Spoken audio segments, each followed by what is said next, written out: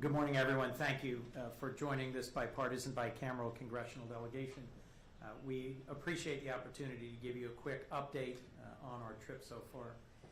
I'm honored to be joined by a group of senators that includes Senators Durbin, Shaheen, Murkowski, and Tillis, and members of the House that includes Congressman Meeks, Congressman Senator Welch. I neglected Senator Welch. Congressman Meeks, Congressman Hoyer, Congresswoman Jacobs, Congresswoman Dean, and Congresswoman McBride. We represent a very wide range of states and backgrounds. We serve on most of the major committees of Congress, and I am so grateful for their attention and engagement over the last few days. We've had the opportunity to meet with and hear from a very wide range of Danish and Greenlandic representatives. We had a terrific and constructive meeting with the Prime Minister and the Greenlandic Prime Minister, with the Defense Minister and Foreign Minister, the Deputy Prime Minister, with Danish industry, a purposeful lunch that was a good opportunity to hear from Danish industry, at the think tank DIIS, I think the Danish Institute for International Studies, and a really robust conversation with Parliament. In every one of these meetings or conversations, there were representatives from throughout the Kingdom of Denmark. The conversations we've had have reinforced a few simple points. One is that for 225 years, the United States has been blessed to have a good and loyal and trusted ally and partner in the Kingdom of Denmark. Later today, we will go to Castellet and lay a wreath to express our deep gratitude for the Danes who served alongside Americans in Afghanistan, Iraq, and elsewhere, and who lost their lives in defense of our common commitment to peace and to freedom. As an original NATO ally, Denmark has been a tremendous partner for us in security, and that relationship is rooted in deeply shared values, values of democracy, of self-determination, and of respect for territorial integrity. The conversation with Danish industry reinforced that Danish businesses invest heavily in the United States. They're the 16th largest source of foreign direct investment. There's roughly 200,000 Americans who enjoy great jobs because of Danish exports and investment in the United States.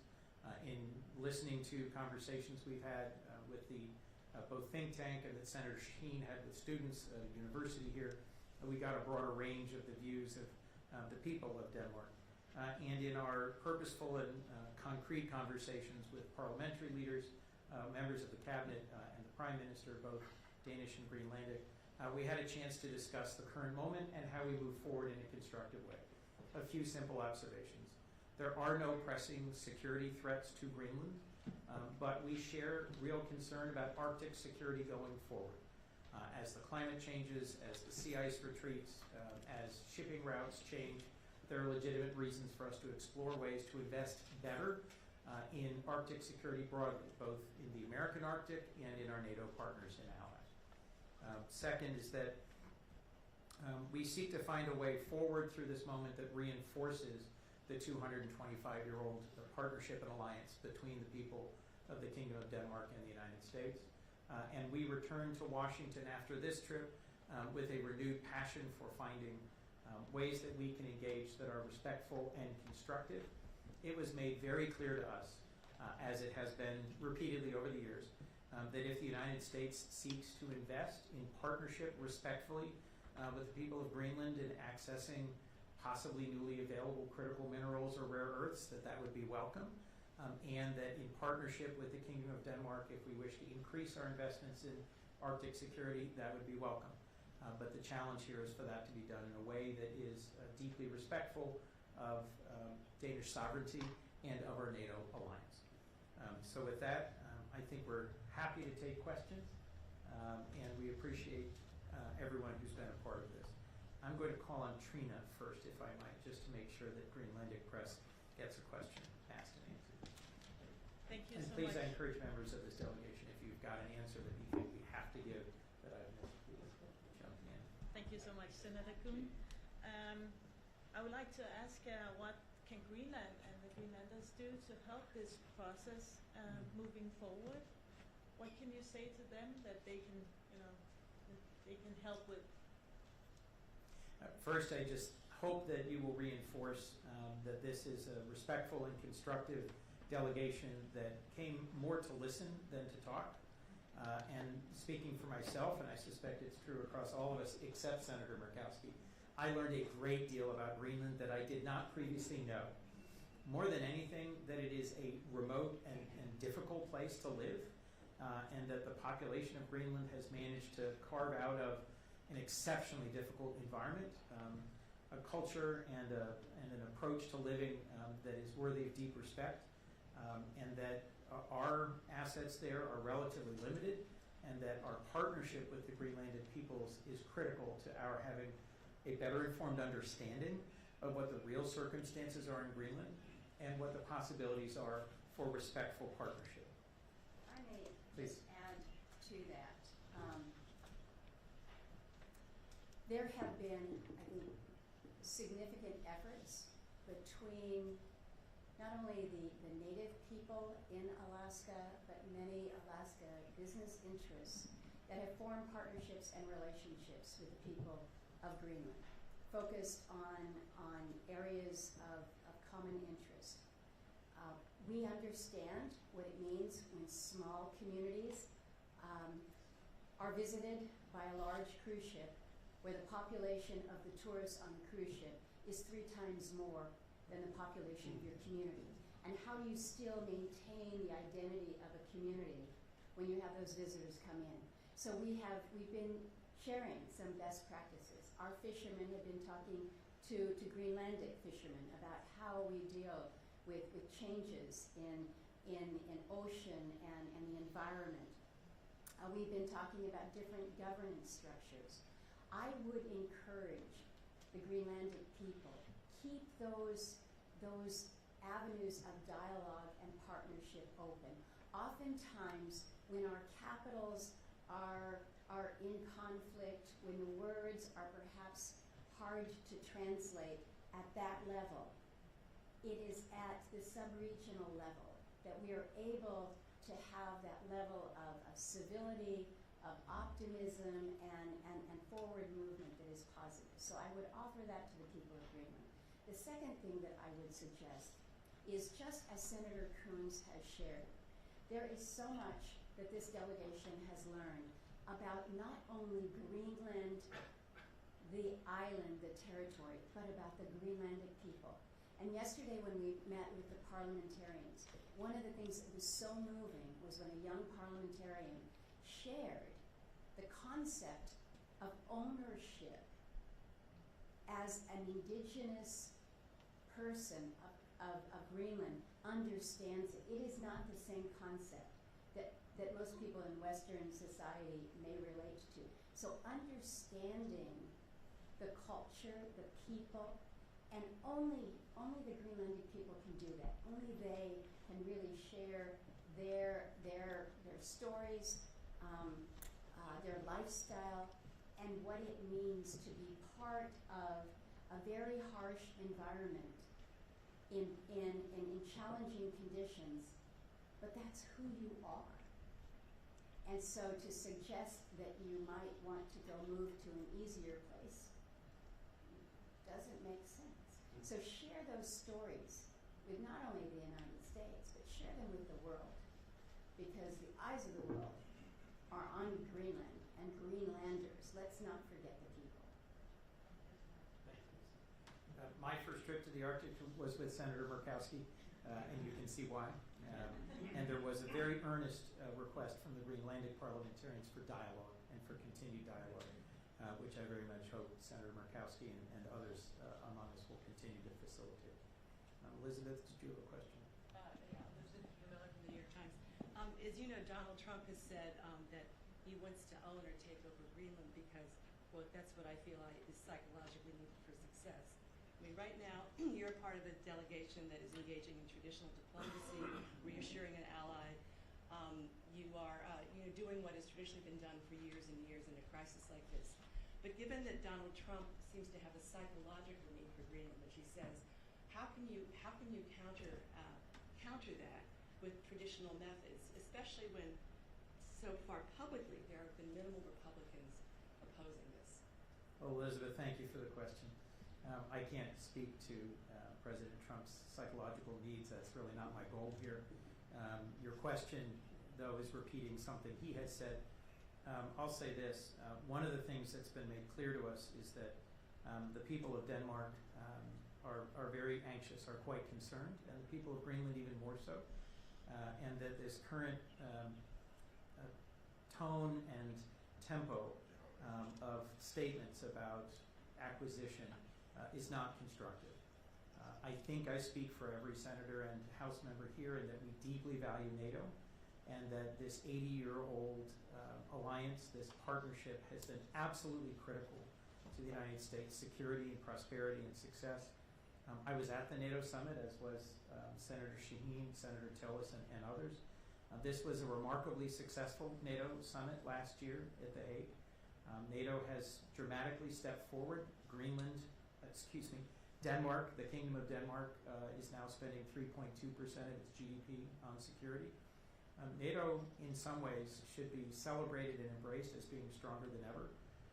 Greenland is a part of Denmark. Denmark is our NATO ally. That should be the end of this discussion, in my view, because I think to do or say anything that puts at risk our trustworthiness as an ally is fundamentally strategically dangerous for the United States. So, in recent conversations with ambassadors from other countries, from the Indo-Pacific, from throughout the world, if we do or say things as a nation, and I'm speaking as a senator, if I do or say something that causes a close and trusted NATO ally, there is almost no better ally to the United States than Denmark.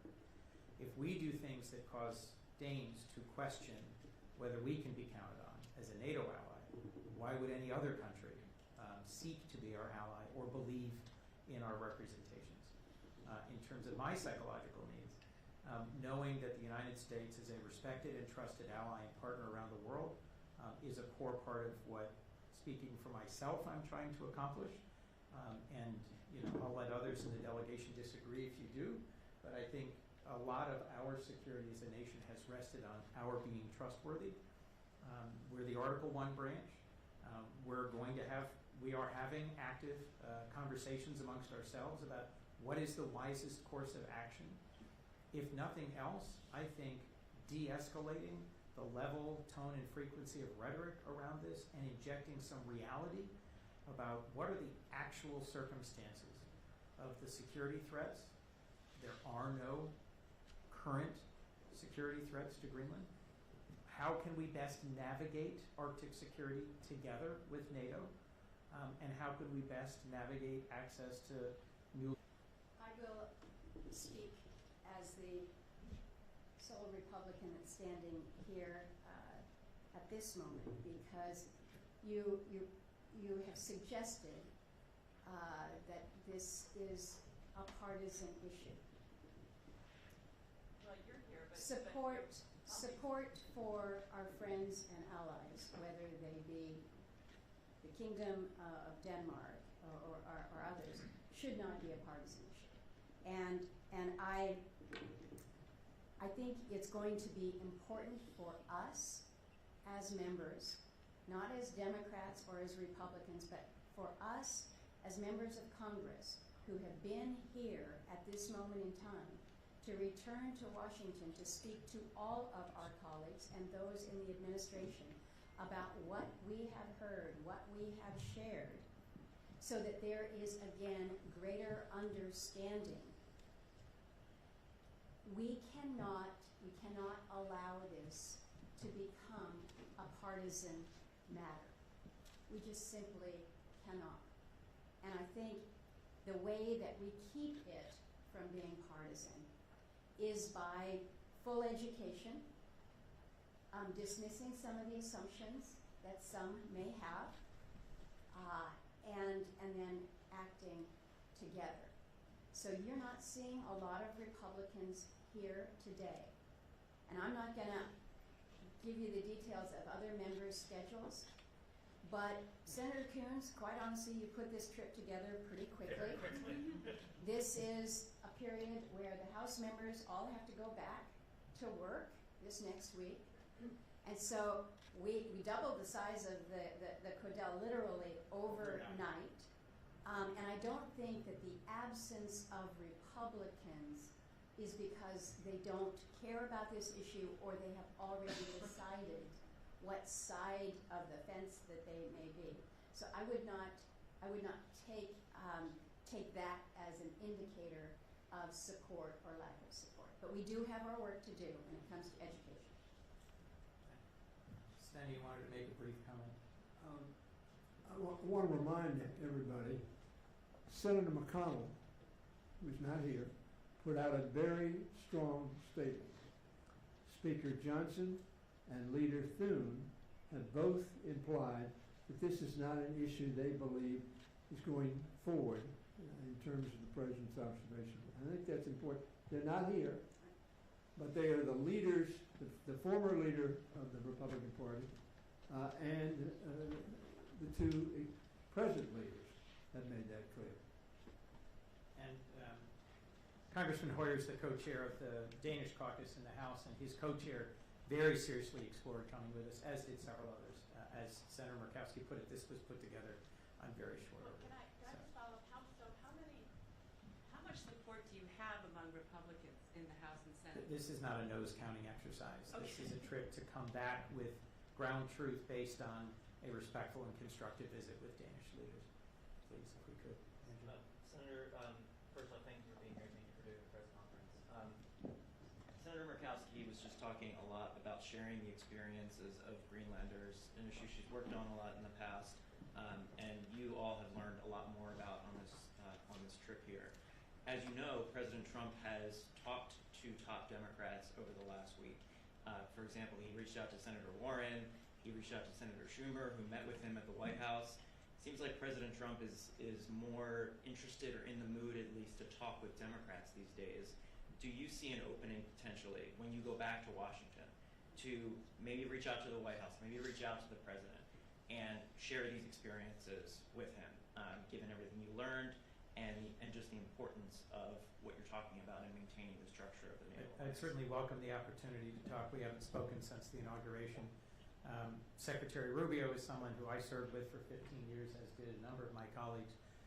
And I think we might also reach out to Secretary Rubio, since those of us who were on the Foreign Relations Committee, that's more directly our point of contact. But frankly, constructive in conversation with the Trump administration, in my view, is welcome, because there's a lot of facts on the ground here that are worth exploring and better understanding. Please. And if you tell me your name and your outlet, please. Erik Sesser from the national Danish outlet TV2. Thank you, TV2. I'm going to stay on the subject a little bit with my what my American colleagues also said. One thing is that you have a renewed passion and that you're going to go back with new knowledge, you're going to share it. But is there going to be a bipartisan resolution in Congress? What is going to be concrete out of this trip? Because I think a lot of people in the Kingdom of Denmark, all over, are very interested in knowing what is going to be the output of this trip. And in the same matter, can Senator Murkowski, can you confirm that Danish officials told lawmakers this week they worried an overly partisan vote could undercut or jeopardize their position? I worry that going to a specific legislative vehicle right now today is premature, and that frankly, to the point just made by Andrew, having conversations between our two branches, between those who are here and at many other briefings, the Danish foreign minister we met with him in the Capitol 48 hours ago, I think. There's been a great deal of very positive diplomacy between Danish representatives and Americans over the last couple of days, figuring out exactly what the right vehicle is. I think we should focus more on what is successful at de-escalating rhetoric and restoring a sense of trust between allies, rather than saying, I've got a resolution, oh, I've got a bill, no, I'm interested in moving this piece of legislation. What matters here in this moment is the outcome, and I don't think there's any disagreement about a desired outcome of a restored sense of trust and mutual respect between allies, but I'll let Senator Murkowski speak to your question. Elaborate on that? Of course. It doesn't seem like that's the same opinion or the same outcome that the president and his press secretary, for example, have from the meetings that has been between the Danes. In my view, the most positive path forward would be a month from now. If I were to come back with a delegation, there'd be almost no one here. because it had stopped being a matter of alarm and understandable concern. So whatever accomplishes that objective, in my view, is the path we ought to take. Senator? We recognize that there have been multiple approaches to what resolutions could be adopted, what legislation could be worked on. Senator Shaheen has drafted a bill that I'm a co-sponsor on that reinforces again the role of NATO and the fact that Congress has a role here. I have teamed up with Senator Gallego with regards to a joint resolution, a sense of the Senate in terms of the shared partnership. We did a resolution, Peter, that was you and I earlier last year, just reinforcing, again, the U.S.-Danish relationship. I think those are constructive, good signals of, hey, we like you, we respect the relationship, and we want to build on that. We want to underscore that. Now, taking something to a vote is different than introducing something, right? Taking something to a vote is different than perhaps a hearing before the Foreign Relations Committee where we get more information out on the table more publicly. Those types of things, again, that advance a positive, constructive dialogue, I think are good. One of the concerns and one of the fears, if you will, and it goes back to the comment that I made earlier about not wanting to make an issue partisan. Sometimes when you actually look at the vote count, it's like, whoa, the Republicans have completely gone this way and the Democrats have gone this way, and so therefore it must be a partisan divide. I don't think, again, we want to encourage any message that makes it appear that support for the Kingdom of Denmark as our trusted and friend and ally for decades and decades should be a partisan issue. I just want to also say on the House side, I've talked to several Republicans. They knew that I was coming here, and they tried to adjust on the House side, adjust their schedule so that they could come. There is a desire to make sure that whatever we do on various bills that are being looked at, that is done in a bipartisan way. So the dialogue and conversation that we're having, because of the importance of the relationship with our NATO allies and Denmark and Greenland, that's not seen publicly all the time, but the conversation is happening. It is a very real conversation because of the significance and the importance, I think, on both the House and the Senate side, and we're working collectively in that way. But just to elaborate on that, the president is also known to be a hard negotiator when he wants his way in Yes. different bills and different vote counts and so on. We'll let that play out in the weeks ahead. But my question is, even though that you have these conversations, which is nice to hear, there could be a concern also that the president might have a better suggestion. It's hard to predict exactly what our president will do, and sometimes he does have better suggestions. I have a number of hands. I'm going to keep moving. Anders, if I could. My name is Anders. I come from Politiken, a daily newspaper. From your perspective, is there anything Denmark and Greenland can do to reduce the tensions currently having? First, thank you.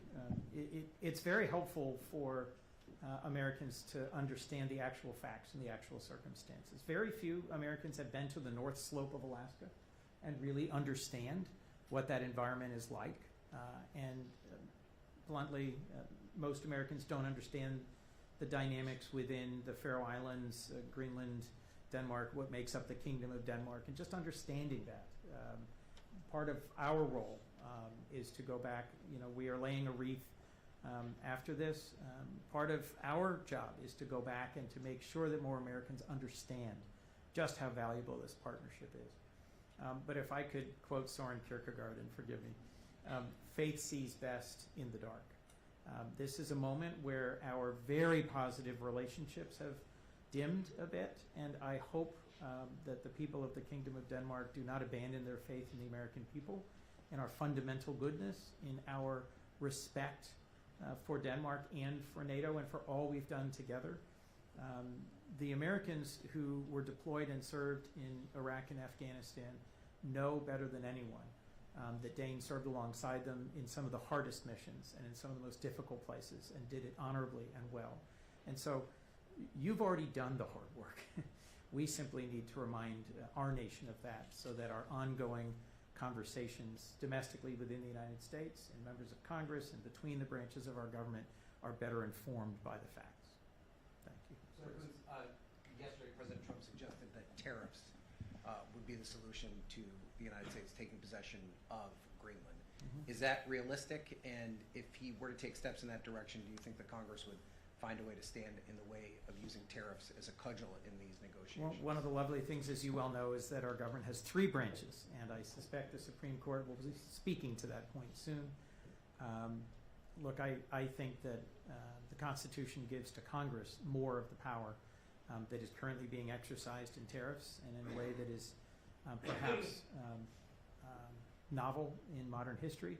And I think since this is an issue directly before the court, we'll see what the Supreme Court has to say as to whether the use of tariffs as a tool against close and trusted allies to try and achieve a strategic objective is really the wisest and most available.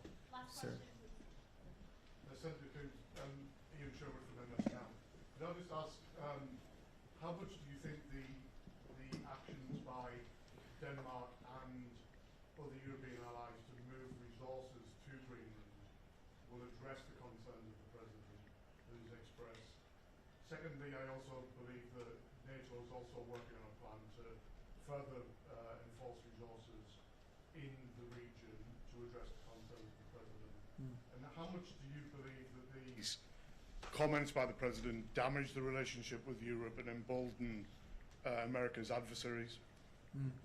So first, I think the most pressing and current security threat in this entire region is the ongoing war of aggression by Russia against Ukraine. And it bears repeating, and I will repeat back home, that the Kingdom of Denmark has been one of the strongest supporters of Ukraine, has dedicated billions of dollars, has transferred critical advanced assets, has dedicated billions of dollars to the support of Ukraine. And so to those Americans who misperceive the balance of who has put more into this urgent fight, Danes deserve great recognition for the significance and strength of their support for Ukraine. That our NATO allies choose to engage in an exercise that demonstrates a willingness to invest more in Arctic security, I think should be welcome and celebrated. I think it's important for us to realize that the High North is becoming more and more an area of concern for the longer term.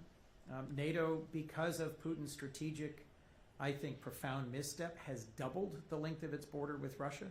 And the High North for Finland and Sweden, which is now an expanded part of NATO, is of renewed concern. So seeing active training and deployments into one of the harshest, most remote places on Earth, I think we should take as an encouraging signal. And part of the goal that animated, I think, all of us to change our plans on fairly short notice and come to Denmark was to reassure allies and partners and to rebuild some of that. We recognize those are relationships that are under some real strain at the moment. But after a very successful NATO summit, after a number of important steps in Congress to reinforce support for Ukraine, I think we should see this as positive movement by our NATO partners, that in so many ways they are stepping up and increasing their defense, their training, their investment in our shared security. Thank you all very much. It's been wonderful being with you, and thank you to this great delegation. Thank you.